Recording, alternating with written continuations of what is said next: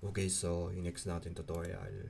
So for each natin gagamitin natin sa array. So ito yung example natin paano mag-loop sa array gamit ang for each.